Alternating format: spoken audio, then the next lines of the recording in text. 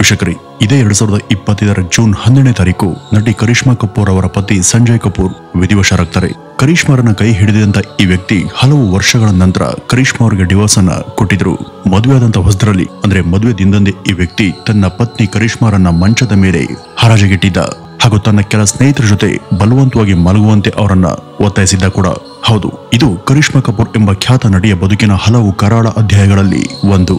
ವೀಕ್ಷಕರೇ, ಬಾಲಿವುಡ್ನ ಸಿನಿ ಲೋಕದಲ್ಲಿ ಇವರ ನಟನೆಯ ಎಷ್ಟೋ ಚಿತ್ರಗಳು ಇವತ್ತಿಗೂ ತುಂಬಾ ಫೇಮಸ್. ಅಷ್ಟೆಲ್ಲ ಜನಪ್ರಿಯತೆ ಸಾಧಿಸಿದಂತ ಇವರು ಇಂಥ ವಿವಾದಗಳಲ್ಲಿ ಸಿಕ್ಕಾಕೊಂಡಿದ್ದು ಹೇಗೆ, ಆ ಮೂಲಕ ಅವರು ತಮ್ಮ ಬದುಕಲ್ಲಿ ತಾವು ಗಳಿಸಿದಂತ ಎಲ್ಲವನ್ನೂ ಕೂಡ ಹಾಳು ಮಾಡಿಕೊಂಡಿದ್ದು ಹೇಗೆ, ಅವರ ಸಿನಿ ಹಾಗೂ ವೈಯಕ್ತಿಕ ಬದುಕು ಹೇಗೆಲ್ಲ ವಿಚಿತ್ರ ತಿರುವನ್ನ ಪಡಿತಾ ಹೋಯಿತು ಅನ್ನುವಂತ ಡೀಟೇಲ್ಸ್ ಅನ್ನ ಇವತ್ತಿನ ಈ ಒಂದು ವಿಡಿಯೋದಲ್ಲಿ ಈ ಮುಂದೆ ತಿಳಿತಾ ಹೋಗೋಣ ಬನ್ನಿ ವೀಕ್ಷಕರೇ. ನಿಮ್ಗೆಲ್ಲ ಗೊತ್ತಿರುವಂತೆ ನಟಿ ಕರಿಷ್ಮಾ ಕಪೂರ್, ರಾಜ್ ಕಪೂರ್, ರಣಧೀರ್ ಕಪೂರ್ ಹಾಗೂ ಕರೀನಾ ಕಪೂರ್ ಇವರೆಲ್ಲ ಕೂಡ ಆತ್ಮೀಯ ಸಂಬಂಧಿ. ಹಾಗೂ ಈ ಬಾಲಿವುಡ್ ನಲ್ಲಿ ಕಪೂರ್ ಖಾನ್ದಾನ್ಗಳ ಬಗ್ಗೆ ಯಾರು ಗೊತ್ತಿಲ್ಲ ಹೇಳಿ. ಈ ಮನೆತನದ ಹಲವಾರು ಜನ ಬಾಲಿವುಡ್ಗೆ ತಮ್ಮದೇ ಆದಂತ ವಿಶಿಷ್ಟ ಕೊಡುಗೆಯನ್ನ ಕೊಟ್ಟಿದ್ದಾರೆ. ತಮ್ಮ ಕುಟುಂಬದ ಹಿನ್ನೆಲೆ ಹಾಗೂ ಅದರ ಪ್ರಭಾವದಿಂದಾಗಿ ಕರಿಷ್ಮಾ ಕೂಡ ಸುಲಭವಾಗಿ ಈ ಒಂದು ಕ್ಷೇತ್ರಕ್ಕೆ ಕಾಲಿಟ್ಟವರು. ನೋಡೋದಕ್ಕೆ ಸ್ಪರ್ಧರೂಪಾಗಿದ್ದಂತ ಅವರು ಚಿಕ್ಕಂದಿನಿಂದನೂ ಕೂಡ ತಾನೊಬ್ಬ ನಟಿಯಾಗಬೇಕು ಅಂತ ಹಂಬಲ ಅವ್ರಿಗೆ ಇತ್ತು. ಅದಲ್ಲದೆ ಅವರ ಮನೆಯಲ್ಲಿ ಅನೇಕರು ಈ ಒಂದು ಕ್ಷೇತ್ರದಲ್ಲಿ ಉತ್ತಮ ಪರಿಣಿತಿ ಹಾಗೂ ಹೆಸರನ್ನ ಸಾಧಿಸಿದ್ರಿಂದ ತಾನು ಕೂಡ ಅವರಂತಾನೆ ಆಗ್ಬೇಕು ಅಂತ ಕರಿಷ್ಮಾ ಆಸೆ ಪಟ್ಟಿದ್ದು ಇಲ್ಲಿ ಅತ್ಯಂತ ಸಹಜ ಅಂತಾನೆ ಹೇಳಬಹುದು. ಆದರೆ ಕಪೂರ್ ಮನೆ ತಂದವರಾಗಿ ಅವರು ಈ ಬಗ್ಗೆ ನಿರ್ಧಾರ ತಗೊಳ್ಳೋದು ಹಾಗೂ ಅದು ಊರ್ಜಿತವಾಗೋದು ಕೂಡ ಅಷ್ಟು ಸುಲಭ ಅಲ್ಲ. ಏಕೆಂದ್ರೆ ಈ ಕಪೂರ್ ಮನೆ ತಂದವರು ತಮ್ಮ ಮನೆ ಹೆಣ್ಮಕ್ಳಿಗೆ ಹೊರಗಡೆ ಎಲ್ಲೂ ಕೂಡ ಕೆಲಸ ಮಾಡೋದಕ್ಕೆ ಅವಕಾಶವನ್ನ ಕೊಡಲ್ಲ. ಉದಾಹರಣೆಗೆ ಇವರ ಪರಿವಾರದ ರಣಧೀರ್ ಕಪೂರ್ ಅವರು ಹಳೆಯ ನಟಿ ಬಬೀತಾರನ್ನ ಮದುವೆಯಾದ ನಂತರ ಬಬೀತಾ ಅವರು ನಟನೆಯಿಂದ ದೂರ ಉಳಿದು ಹೋದ್ರು. ಈ ಕಪೂರ್ ಪರಿವಾರದಲ್ಲಿ ಮೊದಲಿಂದನೂ ಕೂಡ ಸಾಮಾನ್ಯವಾಗಿ ಪುರುಷರು ಮಾತ್ರ ಸಿನಿಮಾಗೆ ಬಂದಿದ್ದು. ಅದರ ನಂತರ ಬಂದವರೇ ಈ ಕರಿಷ್ಮಾ ಕಪೂರ್. ನಟ ಸಲ್ಮಾನ್ ಜೊತೆ ಅವರು ನಿಶ್ಚಯ್ ಅನ್ನುವಂತ ಚಿತ್ರಕ್ಕೆ ಆಯ್ಕೆಯಾದ್ರು. ಆದರೆ ಮೊದಲು ರಿಲೀಸ್ ಆದಂತ ಇವರ ನಟನೆಯ ಚಿತ್ರ ಅಂದ್ರೆ ಅದು ಪ್ರೇಮ್ ಖೈದಿ ಎಂಬ ಚಿತ್ರ. ಈ ಚಿತ್ರ ಅವರ 2ನೇ ಚಿತ್ರೀಕರಣದ ಸಿನಿಮಾ ಆದ್ರೂ ಕೂಡ ಮೊದಲು ರಿಲೀಸ್ ಆಗಿದ್ದು ಇದೇನೆ. ಆದ್ರೆ ಇದರಲ್ಲಿ ಅವರ ಆಕ್ಟಿಂಗ್ ಅನ್ನ ಅನೇಕರು ಇಷ್ಟಪಟ್ಟಿಲ್ಲ. ಅದರ ನಂತರ ಅವರು ಪೊಲೀಸ್ ಆಫೀಸರ್, ಜಾಗೃತಿ, ಸಪ್ನೆ ಸಾಜನ್ ಕಿ ಈ ರೀತಿ ಮುಂತಾದ ಚಿತ್ರಗಳಲ್ಲಿ ಅಭಿನಯಿಸಿದ್ರು. ಇದರಲ್ಲಿ ಅವರ ಅಭಿನಯ ಉತ್ತಮವಾಗಿದ್ರು ಕೂಡ ಇವೆಲ್ಲವೂ ಕೂಡ ಹೀರೋ ಓರಿಯೆಂಟೆಡ್ ಚಿತ್ರಗಳಾಗಿದ್ವು. ಅಲ್ಲಿ ನಾಯಕ ನಟರಿಗೆ ಹೆಸರು ಬಂದೇ ಹೊರತು ನಟಿಯಾಗಿ ಕರಿಷ್ಮಾಗೆ ಹೆಸರು ತರುವಂತ ಅಂಶಗಳು ಅದರಲ್ಲಿ ಇರಲಿಲ್ಲ. ಮುಂದೆ ಅಜಯ್ ದೇವಗನ್ ಜೊತೆ ಅವರ ನಟನೆಯ ಜಿಗರ್ ಚಿತ್ರ ತೆರೆ ಕಾಣುತ್ತೆ. ಇದರಲ್ಲಿ ಅವರಿಬ್ಬರ ನಟನೆ ಹಾಗೂ ಕೆಮಿಸ್ಟ್ರಿ ತುಂಬಾ ಚೆನ್ನಾಗಿನೇ ವರ್ಕೌಟ್ ಆಯ್ತು ಹಾಗೂ ಜನಕ್ಕೂ ಆ ಚಿತ್ರ ಇಷ್ಟ ಆಯ್ತು. ಈ ಚಿತ್ರದ ಎಲ್ಲ ಹಾಡುಗಳು ಕೂಡ ತುಂಬಾ ಹಿಟ್ ಆಗಿದ್ವು. ಈ ಒಂದು ಚಿತ್ರದ ಗೆಲುವಿನಿಂದ ಅವರಿಗೆ ನಿಜವಾದಂತಹ ಲೈಮ್ಲೈಟ್ ಸಿಕ್ಕಿತಲ್ಲದೆ ಅವರಿಗೆ ಹೆಚ್ಚೆಚ್ಚು ಆಫರ್ಗಳು ಬರೋದಕ್ಕೆ ಶುರುವಾದವು. ಮುಂದೆ ಅವರು ಹಿಟ್ ಸಿನಿಮಾಗಳ ಸರಣಿಗಳನ್ನ ಒಂದಾದ ನಂತರ ಒಂದನ್ನ ಕೊಡೋದಕ್ಕೆ ಶುರು ಮಾಡ್ತಾರೆ. ಆಗ ತೆರೆ ಕಂಡಂತ ಅವರ ನಟನೆಯ ಅನಾರಿ ಚಿತ್ರ ಕೂಡ ಬಾಲಿವುಡ್ ನಲ್ಲಿ ಸದ್ದನ್ನ ಮಾಡ್ತು. ಈ ಚಿತ್ರದ ಎಲ್ಲ ಹಾಡುಗಳು ಕೂಡ ಜನಪ್ರಿಯ ಆಗಿದ್ವು. ಮುಂದೆ ನಟ ಗೋವಿಂದ ಜೊತೆ ರಾಜಾಬಾಬು ಚಿತ್ರ ಬಿಡುಗಡೆ ಕಂಡು ತುಂಬಾ ಯಶಸ್ಸನ್ನ ಕಾಣ್ತು. ಈ ಕರಿಷ್ಮಾಗೆ ಆಗ ಹೆಚ್ಚೆಚ್ಚು ಆಫರ್ಗಳು ಬರ್ತಾ ಇದ್ವು. ಇವರು ಗೋವಿಂದ ಜೊತೆ ಹಲವಾರು ಚಿತ್ರಗಳಲ್ಲಿ ನಟಿಸಿದ್ರು. ಆಗ ಬೀಟೌನ್ ನಲ್ಲಿ ಇವರಿಬ್ಬರ ಜೋಡಿ ತುಂಬಾ ಪಾಪ್ಯುಲರ್ ಹಾಗೂ ಯಶಸ್ವಿ ಕೂಡ ಆಗಿತ್ತು. ಈ ರೀತಿ ಅನೇಕ ಹಿಟ್ಗಳ ನಂತರ ಬಂದಂತ ಚಿತ್ರವೇ ರಾಜ ಹಿಂದೂಸ್ತಾನಿ. 1992ರಲ್ಲಿ ಈ ಒಂದು ಚಿತ್ರ ತೆರೆ ಕಂಡಿತ್ತು. ಆಗ ಬ್ಲಾಕ್ ಬಸ್ಟರ್ ಸಾಧಿಸಿದಂತ ಈ ಒಂದು ಚಿತ್ರದ ಹಾಡುಗಳು ಇವತ್ತಿಗೂ ಕೂಡ ಕೇಳೋದಕ್ಕೆ ತುಂಬಾ ಮನೋಹರವಾಗಿವೆ. ಹಿಂದಿಯ ರಾಜ ಹಿಂದೂಸ್ತಾನಿಯಲ್ಲಿ ಮೊದಲ ಬಾರಿಗೆ ನಟಿ ಕರಿಷ್ಮಾ ಹಾಗೂ ನಟ ಅಮೀರ್ ಖಾನ್ ಇವರಿಬ್ಬರ ಮಾದಕವಾದಂತ ಕಿಸ್ಸಿಂಗ್ ಸೀನ್ ಆಗ ತೀವ್ರ ಸದ್ದನ್ನ ಮಾಡಿತ್ತು. ಹಾಗೂ ಇದೇ ವರ್ಷ ಬಂದಂತ ಇವರ ನಟನೆಯ ದಿಲ್ ತೋ ಪಾಗಲ್ ಹೇ ಚಿತ್ರ ಕೂಡ ತನ್ನ ತಾಜಾ ಕಥೆ ಹಾಗೂ ಹಾಡುಗಳಿಂದ ಸೂಪರ್ ಹಿಟ್ ಅನ್ನ ಸಾಧಿಸುತ್ತೆ. ಇಲ್ಲಿ ಮೊದಲ ಸಲ ನಟ ಶಾರುಖ್ ಜೊತೆ ಕರಿಷ್ಮಾ ನಟಿಸಿದ್ರು. ಇಲ್ಲಿವರೆಗೂ ಅವರ ಸಿನಿ ಕರಿಯರ್ ಯಾವುದೇ ಹೆಚ್ಚು ತಕರಾರಿಲ್ಲದೆ ಹಾಗೂ ವಿವಾದ ಇಲ್ಲದೆ ಯಶಸ್ಸಿನ ಉತ್ತುಂಗದಲ್ಲೇ ಸಾಗಿತ್ತು. ಆದರೆ 90ರ ದಶಕದ ಕೊನೆಯಲ್ಲಿ ಒಂದೊಂದೇ ವಿವಾದಗಳು ಅವ್ರಿಗೆ ತಳಕನ ಹಾಕೊಳ್ಳೋದಿಕ್ಕೆ ಶುರು ಮಾಡಿದ್ವು. ವೀಕ್ಷಕರೇ, ಅದು 1999ರ ಸಮಯ. ಆಗ ಅವರ ನಟನೆಯ ಹಮ್ ಸಾಥ್ ಸಾಥ್ ಹೈ ಅನ್ನುವಂತ ಬಹುತಾರಾಗಣದ ಚಿತ್ರ ರಿಲೀಸ್ ಆಗಿತ್ತು. ಇದು ಸೆಟ್ ಏರಿದಾಗ ಇದರ ಚಿತ್ರೀಕರಣದ ಸಂದರ್ಭದಲ್ಲಿ ಒಂದು ಗಂಭೀರವಾದಂತ ಘಟನೆ ಸಂಭವಿಸುತ್ತೆ ಹಾಗೂ ಅದು ನಟ ಸಲ್ಮಾನ್ ಖಾನ್ ರವರ ಬದುಕನ್ನೇ ಕದಡ್ ಹಾಕಿತ್ತು. ಈ ಒಂದು ಸಮಯದಲ್ಲಿ ಶೂಟಿಂಗ್ ನಡೆಯುವಂತ ವೇಳೆ ನಟ ಸಲ್ಮಾನ್ ಮೋಜಿಗಂತ ವಿವಾರ ಹೊರಟು ತಮ್ಮ ಬಳಿ ಇದ್ದಂತ ರೈಫಲ್ ಮೂಲಕ ಒಂದು ಕೃಷ್ಣ ಮೃಗವನ್ನ ಬೇಟೆಯಾಡಿದ್ರು. ಈ ಒಂದು ಘಟನೆಯಲ್ಲಿ ಅವ್ರ ಸಹಿತ ಇತರ ಹೆಸರು ಕೂಡ ಕೇಳಿಬಂತು. ನಟ ಸೈಫ್ ಅಲಿ ಖಾನ್, ಸೋನಾಲಿ ಬೇಂದ್ರೆ ಹೆಸರು ಕೂಡ ಈ ಒಂದು ಘಟನೆ ಜೊತೆ ತಿಳ್ಕನ್ನ ಹಾಕೊಂಡಿದ್ವು. ಆದ್ರೆ ಅದೃಷ್ಟವಶಾತ್ ಇಲ್ಲಿ ಕರಿಷ್ಮಾ ಅವರ ಹೆಸರು ಕೇಳಿಬರ್ಲಿಲ್ಲ. ಇದೇ ಘಟನೆಯ ಕಾರಣದಿಂದ ನಟ ಸಲ್ಮಾನ್ ತಪ್ಪಿತಸ್ಥರು ಅಂತ ಸಾಬೀತಾಗಿ ಅವ್ರಿಗೆ ಜೈಲು ವಾಸದ ಶಿಕ್ಷೆ ಕೂಡ ಆಗಿತ್ತು. ಆದ್ರೆ ಯಾವುದೇ ವ್ಯಕ್ತಿಗೆ ಜೈಲಿನಿಂದ ಬೇಕಾದ್ರೆ ಹೊರಗಡೆ ಬರೋದಕ್ಕೆ ಅವಕಾಶ ಇರುತ್ತೆ. ಆದ್ರೆ ಪ್ರೇಮ ಪಾಶದಲ್ಲಿ ಸಿಲುಕಿದವರು ಅದರಿಂದ ಹೊರ ಬರೋದು ತುಂಬಾ ಕಷ್ಟ. ವೀಕ್ಷಕರೇ, ನಾವಿಲ್ಲಿ ಈ ಕರಿಷ್ಮಾ ಕಪೂರ್ ರವರ ಲವ್ ಲೈಫ್ ನಲ್ಲಿ ಆದಂತ ಎಡವಟ್ಗಳ ಬಗ್ಗೆ ಮಾತನಾಡ್ತಿದ್ದೀವಿ. ಈ ಕರಿಷ್ಮಾ ರವರ ಲವ್ ಲೈಫ್ ಅಂದಾಗ ಅಲ್ಲಿ ಮೊದಲು ಬರುವಂತ ಹೆಸರು ನಟ ಈ ಅಜಯ್ ದೇವಗನ್ ಹೆಸರು. ಇವರು ಹಿಂದಿ ಜಿಗರ್ ಅನ್ನುವಂತ ಚಿತ್ರದ ಮೂಲಕ ಮೊದಲ ಸಲ ಮುಖಾಮುಖಿ ಆಗ್ತಾರೆ. ಆಗ್ಲಿಂದಲೇ ಇವರು ಇಬ್ರು ಕೂಡ ಪರಸ್ಪರ ಒಬ್ಬರನ್ನೊಬ್ಬರು ಇಷ್ಟಪಡೋದಕ್ಕೆ ಶುರು ಮಾಡಿದ್ರಂತೆ. ಮುಂದೆ ಇವರ ಜೋಡಿಯ ಹಲವಾರು ಚಿತ್ರಗಳು ತೆರೆ ಕಾಣ್ತವೆ. ಅವರಿನ್ನೇನು ಲವ್ ಎಂಬ ಹಳ್ಳಕ್ಕೆ ಬೀಳೋದ್ರಲ್ಲಿದ್ರು. ಆದರೆ ಅಜಯ್ ದೇವಗನ್ ತಾವೇ ಅದಕ್ಕೆ ಅಡ್ಡ ಬರ್ತಾರೆ. ಆಗ ಬಂದಂತ ಕೆಲವು ಪತ್ರಿಕಾ ವರದಿಗಳ ಪ್ರಕಾರ ಅಜಯ್ ಅದಾಗ್ಲೇ ತಾವು ನಟಿ ರವೀನಾ ಟಂಡನ್ ಜೊತೆ ಅಫೇರ್ ನಲ್ಲಿದ್ರು. ಇದಾದ ನಂತರ ಅವರಿಗೆ ಕರಿಷ್ಮಾ ರವರ ಪರಿಚಯ ಆಗಿದ್ದು. ಯಾವಾಗ ಅವರು ಕರಿಷ್ಮಾ ಜೊತೆ ಹೆಚ್ಚು ಬ್ಯುಸಿ ಆದ್ರು ಆಗ ರವೀನಾ ಬದಲಿಗೆ ಅವರು ಕರಿಷ್ಮಾ ಜೊತೆನೆ ಹೆಚ್ಚು ಸಮಯ ಕಳೆಯೋದಕ್ಕೆ ಶುರು ಮಾಡ್ತಾರೆ. ಇದನ್ನೆಲ್ಲ ಸೈಲೆಂಟ್ ಆಗಿ ಗಮನಿಸ್ತಾ ಇದ್ದಂತ ನಟಿ ರವೀನಾ ಒಂದ್ಸಲ ಅಜಯ್ ದೇವಗನ್ ಹಾಗೂ ಕರಿಷ್ಮಾ ಇವರಿಬ್ಬರ ಸಂಬಂಧದ ಬಗ್ಗೆ ಒಂದು ವಿವಾದಾತ್ಮಕ ಹೇಳಿಕೆಯನ್ನ ಕೊಟ್ಟಿದ್ರು. ಅದೇನಂದ್ರೆ ಅಕಸ್ಮಾತ್ ಅಜಯ್ ಹಾಗೂ ಕರಿಷ್ಮಾ ಇವರಿಬ್ಬರಿಗೂ ಏನಾದ್ರೂ ಮುಂದೆ ಮಕ್ಕಳು ಹುಟ್ಟಿದ್ರೆ ಆ ಮಕ್ಕಳು ನೋಡೋದಕ್ಕೆ ಜೀಬ್ರಾ ಪ್ರಾಣಿ ತರ ಇರ್ತಾರೆ ಅಂತ ಹೇಳಿಕೆಯನ್ನ ಕೊಟ್ಟಿದ್ರು.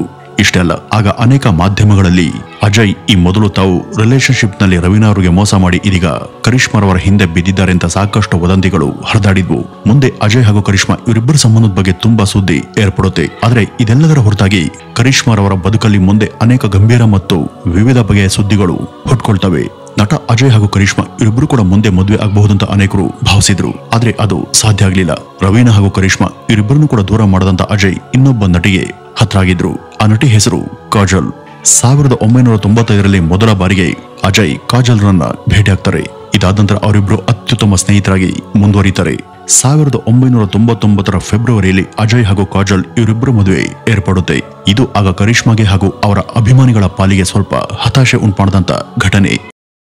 1993ರ ಸಮಯದಲ್ಲಿ ಒಂದ್ಸಲ ನಟಿ ಕರಿಷ್ಮಾ ಮಾಧ್ಯಮಗಳಿಗೆ ಸಂದರ್ಶನವನ್ನು ಕೊಡುವಾಗ ನನ್ಗೂ ಹಾಗೂ ನಟ ಅಜಯ್ ನಡುವೆ ಯಾವುದೇ ವಿಧದ ಸಂಬಂಧ ಏರ್ಪಟ್ಟಿಲ್ಲ.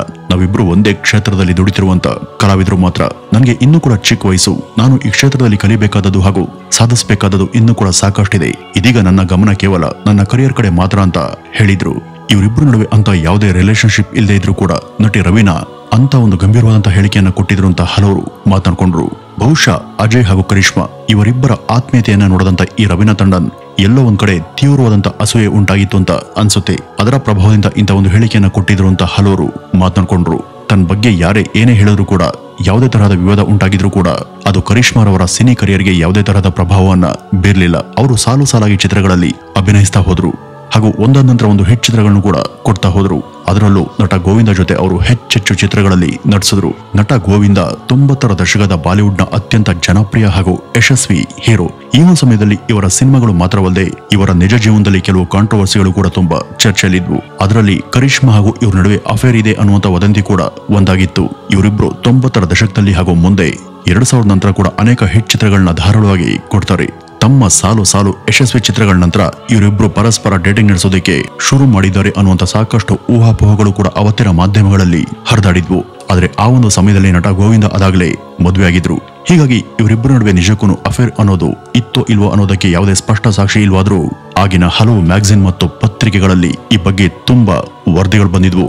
ಕರಿಷ್ಮಾ ಮತ್ತು ಗೋವಿಂದ ಇವರಿಬ್ರು ಸುಮಾರು 11 ಚಿತ್ರಗಳಲ್ಲಿ ಒಟ್ಟಿಗೆ ಅಭಿನಯಿಸಿದ್ರು. ಆಲ್ಮೋಸ್ಟ್ ಅವೆಲ್ಲವೂ ಕೂಡ ತುಂಬಾ ಸಕ್ಸಸ್ ಕಂಡಂತ ಚಿತ್ರಗಳು. ಅದಾದ ನಂತರ ಕಾರಣಾಂತರಗಳಿಂದ ಅವರು ಮುಂದೆ ಒಟ್ಟಿಗೆ ಯಾವುದೇ ಚಿತ್ರದಲ್ಲಿ ನಟಿಸಲಿಲ್ಲ. ಮುಂದೆ ನಟ ಅಕ್ಷಯ್ ಖನ್ನಾ ಜೊತೆ ಈ ಕರಿಷ್ಮಾ ಹೆಸರು ಆಗಾಗ ಕೇಳ್ಬರ್ತಿತ್ತು. ಇವರಿಬ್ರು ಸೇರಿ ಫೋಸ್ ಕೊಟ್ಟಿದ್ದಂತ ಆ ಒಂದು ಫೋಟೋ ಆಗ ಸಾಕಷ್ಟು ವೈರಲ್ ಆಗಿತ್ತು. ಆದ್ರೆ ಇವರಿಬ್ಬರ ನಡುವಿನ ಸಂಬಂಧದ ಕುರಿತಾಗಿ ಇದ್ದಂತ ಗುಸುಗುಸು ಕೇವಲ ಆ ಫೋಟೋಗಷ್ಟೇ ಸೀಮಿತವಾಯಿತೆ ಹೊರತು ಅದು ಮುಂದುವರಿಲಿಲ್ಲ. ಆಮೇಲೆ ಖ್ಯಾತ ನಟ ಅಮಿತಾಬ್ ಬಚ್ಚನ್ ರವರ ಮಗ ಅಭಿಷೇಕ್ ಬಚ್ಚನ್ ಇವ್ರ ಬದುಕಲ್ಲಿ ಪ್ರವೇಶವನ್ನ ಪಡೆದ ನಂತರ ಇವರ ಲೈಫ್ ಅನಿರೀಕ್ಷಿತ ತಿರುವನ್ನ ಪಡೆಯುತ್ತೆ. ಆ ಒಂದು ಸಮಯದಲ್ಲಿ ಕರಿಷ್ಮಾ ಬಾಲಿವುಡ್ನ ಅತಿ ದೊಡ್ಡ ಹಾಗೂ ಯಶಸ್ವಿ ನಟಿ ಅಂತ ಕರೆಸ್ಕೊಂಡಿದ್ರು. ಆದ್ರೆ ಅಭಿಷೇಕ್ ಬಚ್ಚನ್ ಆಗ ಇನ್ನೂ ಕೂಡ ಸಿನಿಮಾ ಕ್ಷೇತ್ರಕ್ಕೆ ಆಗಷ್ಟೇ ಹೊಸದಾಗಿ ಪ್ರವೇಶ ಪಡೆದಿದ್ರು. ಕರಿಷ್ಮಾ ಹಾಗೂ ಅಭಿಷೇಕ್ ಒಟ್ಟಿಗೆ ಸಿನಿಮಾಗಳಲ್ಲಿ ನಟಿಸೋದಕ್ಕೆ ಶುರು ಮಾಡ್ತಾರೆ.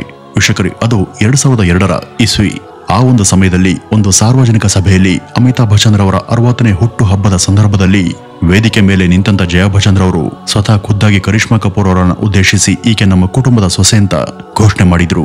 ಕರಿಷ್ಮಾರನ್ನ ನಾವು ಮನೆಯ ಸೊಸೆಯಾಗಿ ಸ್ವೀಕಾರ ಮಾಡಲಿದ್ದೇವೆ ಎಂಬ ಸುಳಿವನ್ನ ಅವತ್ತು ಖುದ್ದು ಜಯರವರೇ ಜನರಿಗೆ ತಿಳಿಸಿದ್ರು. ಅದಾಗಲೇ ಕರಿಷ್ಮಾ ಹಾಗೂ ಅಭಿಷೇಕ್ ಬಚ್ಚನ್ ರಹಸ್ಯವಾಗಿ ಪರಸ್ಪರ ಒಬ್ಬರನ್ನೊಬ್ಬರು ಲವ್ ಮಾಡ್ತಾ ಇದ್ರು. ಈ ಒಂದು ಸಮಯದಲ್ಲಿ ಅವರಿಬ್ಬರ ಎಂಗೇಜ್ಮೆಂಟ್ ಕೂಡ ನಡೆದು ಹೋಗಿತ್ತು. ಅವರಿಬ್ಬರಿಗೂ ಮದುವೆ ಆಗುತ್ತೆ. ಕರಿಷ್ಮಾ ರವರು ಅಭಿಷೇಕ್ ರವರ ಹೆಂಡತಿ ಆಗಲಿದ್ದಾರೆ ಅಂತಲೇ ಎಲ್ಲರೂ ಕೂಡ ಭಾವಿಸಿದ್ರು. ಆದ್ರೆ ಹಾಗಾಗ್ಲಿಲ್ಲ. ಕರಿಷ್ಮಾ ರವರು ಸಿನಿ ಲೋಕದಲ್ಲಿ ತಮ್ಮ ಉತ್ತುಂಗದಲ್ಲಿ ಇದ್ದಂತ ಸಮಯ ಅದು. ಅವರು ಅಲ್ಲಿ ಇನ್ನಷ್ಟು ಹಣ ಹೆಸರು ಮಾಡೋದಕ್ಕೆ ಮುಕ್ತ ಅವಕಾಶ ಇತ್ತು. ಮದುವೆ ಆಗುವ ಮೂಲಕ ಅದೆಲ್ಲಕ್ಕೂ ಕೂಡ ಎಳ್ಳು ನೀರು ಬಿಡೋದಕ್ಕೆ ಅವರ ತಾಯಿ ಬಬಿತಾರಿಗೆ ಸ್ವಲ್ಪ ಕೂಡ ಇಷ್ಟ ಇರಲಿಲ್ಲ. ಹೀಗಾಗಿ ಈ ಒಂದು ಮದುವೆ ನಡೆಯಲಿಲ್ಲ. ಕರಿಷ್ಮಾರವರ ತಾಯಿ ಬಬಿತಾರವರ ಈ ಒಂದು ನಿರ್ಧಾರದಿಂದ ಅಭಿಷೇಕ್ ಹಾಗೂ ಕರಿಷ್ಮಾರವರ ಮದುವೆ ನಡೆಯಲಿಲ್ಲ. ಆದರೆ 2005ರ ನಂತರ ಕರಿಷ್ಮಾ ಅವರು ಯಾವುದೇ ಸಿನಿಮಾಗಳಲ್ಲಿ ಹೆಚ್ಚಾಗಿ ಕಾಣಿಸಿಕೊಳ್ಳಿಲ್ಲ. ಅವರು ಈ ಒಂದು ಸಮಯದಲ್ಲಿ ತಮ್ಮ ವೈವಾಹಿಕ ಬದುಕು ಹಾಗೂ ತಮ್ಮ ಜೀವನ ಸಂಗಾತಿಯ ಬಗ್ಗೆ ಮೊದಲ ಬಾರಿಗೆ ಮಾತನಾಡೋದಕ್ಕೆ ಶುರು ಮಾಡ್ತಾರೆ. 2002ರಲ್ಲಿ ತೆರೆ ಕಂಡಿದ್ದಂತ ಬ್ಲಾಕ್ ಬಸ್ಟರ್ ಚಿತ್ರದಂತ ಓಂ ಶಾಂತಿ ಓಂ ಸಿನಿಮಾದಲ್ಲಿ ಒಂದು ಹಾಡಿನಲ್ಲಿ ಅವರು ಕೊನೆ ಸಲ ಕ್ಯಾಮರಾ ಮುಂದೆ ಕಾಣಿಸ್ಕೊಂಡಿದ್ರು. ಆ ಒಂದು ಸಿನಿಮಾ ಬರುವಂತ ಕೆಲವೇ ವರ್ಷಗಳ ಕೆಳಗೆ ಅವರಿಗೆ ಸಿಕ್ಕಂತ ವ್ಯಕ್ತಿ ಹೆಸರೇ ಸಂಜಯ್ ಕಪೂರ್. ಈ ಪುಣ್ಯಾತ್ಮ ಮದುವೆ ಆದಂತ ದಿವಸನೇ ಕರಿಷ್ಮಾರವರನ್ನ ತಮ್ಮ ಬೆಡ್ರೂಮ್ ನಲ್ಲಿ ತನ್ನ ಸ್ನೇಹಿತರಿಗಾಗಿ ಹರಾಜಿಟ್ಟಿದ್ದ. ಇದು ನಿಜಕ್ಕೂ ಕರಿಷ್ಮಾಗೆ ಒದಗಿದಂತ ಅತ್ಯಂತ ಹೀನ ದುಸ್ಥಿತಿ. ಸಿನಿಮಾ ಕ್ಷೇತ್ರದಲ್ಲಿ ನಟಿ ಕರಿಷ್ಮಾ ಅನೇಕರ ಜೊತೆ ಕಾಲವನ್ನ ಕಳೆದಿರಬಹುದು. ಅವ್ರ ಪೈಕಿ ಆಕೆ ನಿಜಕ್ಕೂ ತುಂಬಾ ಇಷ್ಟಪಟ್ಟಂತ ವ್ಯಕ್ತಿ ಅಂದ್ರೆ ಅದು ಬೇರೆ ಯಾರೂ ಅಲ್ಲ. ಆ ವ್ಯಕ್ತಿ ಹೆಸರು ಸಲ್ಮಾನ್ ಖಾನ್. ಹಲವಾರು ಪತ್ರಿಕಾ ವರದಿಗಳಲ್ಲಿ ಬಂದಂತ ಸುದ್ದಿ ಪ್ರಕಾರ ನಟಿ ಕರಿಷ್ಮಾ ಅವರು ಒಂದ್ ಕಾಲದಲ್ಲಿ ಸಲ್ಮಾನ್ ರವರನ್ನ ತುಂಬಾ ಇಷ್ಟಪಟ್ಟಿದ್ರಂತೆ. 1996ರಲ್ಲಿ ಅವರಿಬ್ರು ಜೀತ್ ಅನ್ನುವಂತ ಚಿತ್ರದಲ್ಲಿ ಒಟ್ಟಿಗೆ ಅಭಿನಯಿಸಿದ್ರು. ಮುಂದೆ ಕೂಡ ಸಾಕಷ್ಟು ಚಿತ್ರಗಳಲ್ಲಿ ಅಭಿನಯಿಸಿದ್ರು. ಈ ಸಿನಿಮಾ ಬಂದ ನಂತರ ಕರಿಷ್ಮಾ ಅವರು ಸಲ್ಮಾನ್ ರವರ ಸಾಂಗತ್ಯವನ್ನ ತುಂಬಾ ಇಷ್ಟಪಟ್ಟಿದ್ರು ಹಾಗೂ ಅವರ ಜೊತೆ ತಮ್ಮ ಹೆಚ್ಚಿನ ಸಮಯವನ್ನ ಬಿಡುವಿನ ವೇಳೆಯಲ್ಲಿ ಕಳೀತಾ ಇದ್ರು. ಇದನ್ನೆಲ್ಲ ಗಮನಿಸಿದಂತ ಮಾಧ್ಯಮ ಹಾಗೂ ಪತ್ರಿಕೆಗಳು ಅವರಿಬ್ಬರ ನಡುವೆ ಏನು ನಡೀತಿದೆ ಅಂತ ಬರೆಯೋದಕ್ಕೆ ಶುರು ಮಾಡಿದ್ರು ಹಾಗೂ ಅದನ್ನ ಓದಂತ ಜನ ಕೂಡ ಅದನ್ನೇ ನಿಜ ಅಂತ ನಂಬ್ಕೊಂಡ್ರು. 2005-6ರ ಸಮಯದಲ್ಲಿ ಅಭಿಷೇಕ್ ರವರ ಮದುವೆ ನಟಿ ಐಶ್ವರ್ಯ ಜೊತೆ ನೆರವೇರುತ್ತೆ. ಇದಾದ ನಂತರ ಕರಿಷ್ಮಾ ಅವರು ಎಲ್ಲರನ್ನೂ ಕೂಡ ಬಿಟ್ಟು ಸಂಜಯ್ ಕಪೂರ್ ಅನ್ನುವಂತ ದೊಡ್ಡ ಹಾಗೂ ಸಿರಿವಂತ ಬಿಸ್ನೆಸ್ ಮ್ಯಾನ್ ಒಬ್ಬರನ್ನ ಕೈ ಹಿಡಿದ್ರು. ಈ ಒಂದು ಮದುವೆಗೆ ಚಿತ್ರರಂಗದ ಎಲ್ಲ ಗಣ್ಯರ ಜೊತೆ ಕರಿಷ್ಮಾ ರವರ ಅನೇಕ ಸ್ನೇಹಿತರು ಮತ್ತು ಕಲಾವಿದರೆಲ್ಲ ಕೂಡ ಬಂದಿದ್ರು. ಮದುವೆ ನಂತರ ಕೂಡ ಈ ಕರಿಷ್ಮಾ ಸಲ್ಮಾನ್ ರವ್ರ ಜೊತೆ ಸಾಕಷ್ಟು ಸಿನಿಮಾಗಳಲ್ಲಿ ನಟನೆ ಮುಂದುವರಿಸ್ತಾರೆ. ಈ ಕರಿಷ್ಮಾ ಕಪೂರ್ ಜೊತೆ ಈ ಸಂಜಯ್ಗೆ ಅದು 2ನೇ ಮದುವೆಯಾಗಿತ್ತು. ಈ ಮೊದಲು ಅವರು ನಂದಿತಾ ಅನ್ನೋರನ್ನ ಮದುವೆಯಾಗಿದ್ರು. ಅವ್ರ ಜೊತೆ ಇವರು ಡಿವೋರ್ಸ್ ಅನ್ನ ಪಡೆದ ನಂತರ ಮುಂದಿನ 10 ದಿನಗಳಲ್ಲಿ ಕರಿಷ್ಮಾ ರವರ ತಾಯಿ ತಮ್ಮ ಮಗಳ ಮದುವೆಯನ್ನ ಸಂಜಯ್ ರವ್ರ ಜೊತೆ ಫಿಕ್ಸ್ ಮಾಡಿದ್ರು. ಆದ್ರೆ ಆ ಒಂದು ಸಮಯದಲ್ಲಿ ಕರಿಷ್ಮಾ ರವರು ನಟ ಅಭಿಷೇಕ್ ರವರನ್ನ ಲವ್ ಮಾಡ್ತಾ ಇದ್ರು. ಆದ್ರೆ ಅವರ ಜೀವನ ಸಂಗಾತಿಯನ್ನ ಆರಿಸಿಕೊಳ್ಳುವಂತ ಸ್ವಾತಂತ್ರ್ಯ ಅವರಿಗೆ ಇನ್ನೂ ಕೂಡ ಸಿಕ್ಕಿರಲಿಲ್ಲ. ಇದರ ಪರಿಣಾಮನೇ ಸಂಜಯ್ ಅನ್ನುವಂತ ಉದ್ಯಮಿ ಜೊತೆ ನಡೆದಂತ ಅವರ ಮದುವೆ. ಈ ಸಂಜಯ್ ರವರ ಸ್ಟೇಟಸ್ ನೋಡಿ ಅವರನ್ನ ತಮ್ಮ ಮಗಳಿಗೆ ಈ ಬಬಿತಾ ತಂದ್ಕೊಂಡಿದ್ರು. ಮುಂದೆ ಅವರಿಬ್ಬರಿಗೆ 2 ಮಕ್ಕಳು ಜನಿಸ್ತಾರೆ. ಇದಾದ ನಂತರ ಸಿನಿಮಾಗಳಿಂದ ದೂರಾದ ನಂತರ ಅವರು ಟಿವಿ ಶೋಗಳಲ್ಲಿ ಜಡ್ಜ್ ಆಗಿ ಕಾಣಿಸ್ಕೊಳ್ತಾ ಕಿರುತೆರೆ ಜೊತೆ ಸದಾ ಸಂಪರ್ಕದಲ್ಲಿ ಇದ್ರು. ಅವರು ಹೆಚ್ಚಿನ ಸಮಯವನ್ನ ತಮ್ಮ ಕುಟುಂಬದ ಕಡೆ ಕೊಡೋದಕ್ಕೆ ನಿರ್ಧಾರ ಮಾಡ್ತಾರೆ. ಹೀಗಿರುವಾಗ ಮತ್ತೊಮ್ಮೆ ಒಂದು ಬಲವಾದಂತ ಕಂಬ್ಯಾಕ್ ಮಾಡುವ ಬಯಕೆ ಅವ್ರಿಗೆ ಉಂಟಾಗುತ್ತೆ. ಇದರ ಪರಿಣಾಮ ಅವರು ಡೇಂಜರಸ್ ಇಶ್ಕ್ ಅನ್ನುವಂತ ಒಂದು ಚಿತ್ರದ ಮೂಲಕ ಮತ್ತೊಮ್ಮೆ ನಟನೆಯನ್ನ ಶುರು ಮಾಡ್ತಾರೆ. ಆದ್ರೆ ಆ ಚಿತ್ರ ನಿರೀಕ್ಷಿತ ಯಶಸ್ಸನ್ನ ಕಾಣಿಲ್ಲ. ಇದು ಬಾಲಿವುಡ್ ನ ಅತಿ ದೊಡ್ಡ ಫ್ಲಾಪ್ ಸಿನಿಮಾ ಅಂತ ಅನ್ಸ್ಕೊಳ್ತು. ಆದ್ರೂ ಕೂಡ ಇದರ ಹಾಡುಗಳು ತುಂಬಾ ಜನಪ್ರಿಯ ಆದವು. ನಂತರ ಅವ್ರ ಜೀವನದಲ್ಲಿ ಒಂದಷ್ಟು ಅನಿರೀಕ್ಷಿತ ಘಟನೆಗಳು ಸಂಭವಿಸ್ತವೆ. 2016ರಲ್ಲಿ ಅವರ ಹಾಗೂ ಅವರ ಪತಿ ನಡುವೆ ಇದ್ದಂತ ಸಂಬಂಧದಲ್ಲಿ ಬಿರುಕು ಮೂಡಿದೆ ಅನ್ನುವಂತ ವಿಷಯ ಆಗ ಎಲ್ಲಾ ಕಡೆ ಸುದ್ದಿ ಆಯ್ತು. ಇದಾದ್ಮೇಲೆ ಮುಂದೆ ಅವರಿಬ್ರಿಗೂ ಡಿವೋರ್ಸ್ ಕೂಡ ಆಯ್ತು. ಈ ಒಂದು ಮದುವೆ ಮುರಿದ್ಬಿದ್ದ ನಂತರ ಕೆಲವು ಸಂದರ್ಶನಗಳಲ್ಲಿ ಸ್ವತಃ ಕರಿಷ್ಮಾ ರವರು ಇದ್ರ ಬಗ್ಗೆ ಹೇಳ್ತಾ ಸಂಜಯ್ ರವರು ಅವ್ರಿಗೆ ದ್ರೋಹ ಮಾಡದಂತ ಕೆಲವು ಸಂಗತಿಗಳನ್ನ ತಿಳಿಸಿದ್ರು. ಅವ್ರ ಪತಿ ಸಂಜಯ್ಗೆ ಪ್ರಿಯಾ ಅನ್ನೋರ್ ಜೊತೆ ಈ ಮೊದಲೇ ಅಫೇರ್ ಇತ್ತು. ತನ್ನ ಜೊತೆ ಮದುವೆ ಆಗಿದ್ರು ಕೂಡ ಬೇರೊಬ್ಬ ಹೆಣ್ಣಿನ ಜೊತೆ ಅವರು ರಿಲೇಶನ್ಶಿಪ್ ನಲ್ಲಿ ಇದ್ರು ಅನ್ನುವಂತ ಸಂಗತಿಯನ್ನ ಕರಿಷ್ಮಾ ಅನೇಕರಿಗೆ ತಿಳಿಸಿದ್ರು. ಇಷ್ಟೇ ಅಲ್ಲ, ತನ್ನ ಪತಿ ಹಾಗೂ ಅವರ ತಾಯಿ ಇಬ್ರು ಸೇರಿ ಕರಿಷ್ಮಾ ಅವ್ರಿಗೆ ದೈಹಿಕ ಹಲ್ಲೆ ನಡೆಸಿ ತುಂಬಾ ದೌರ್ಜನ್ಯ ಮಾಡ್ತಾ ಇದ್ರು ಅನ್ನುವಂತ ವಿಷಯವನ್ನು ಕೂಡ ಅವರು ಹೊರಹಾಕಿದ್ರು. ಮಾನಸಿಕವಾಗಿ ಮತ್ತು ದೈಹಿಕವಾಗಿ ತನ್ನ ಪತಿಯ ಮನೆಯವರ ಕಡೆಯಿಂದ ನನಗೆ ತುಂಬಾ ಚಿತ್ರಹಿಂಸೆ ಸಿಗ್ತಾ ಇತ್ತು. ಇದರ ಜೊತೆ ತನ್ನ ಪತಿ ಮಾದಕ ವ್ಯಸನಿ ಕೂಡ ಆಗಿದ್ರು.